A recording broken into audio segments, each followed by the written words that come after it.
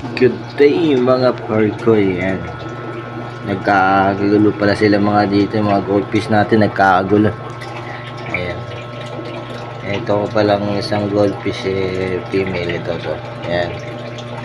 Ayan o. Tapos ano yung lalaki nabol. Alam na. Ayan. Nagabulan. Ayan. May madaling araw siguro. Gising tayo maaga, piga tayo ulit, try natin. Pero pagpapiga na tayo dyan. Ito ba,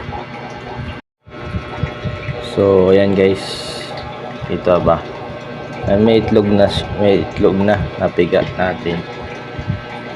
Ayan, dami din pero kaya pang pumiga yan. May similya na to guys. So hintay lang tayo ng isang oras, hugasan natin to para talagyan natin ng methylene blue. Alright.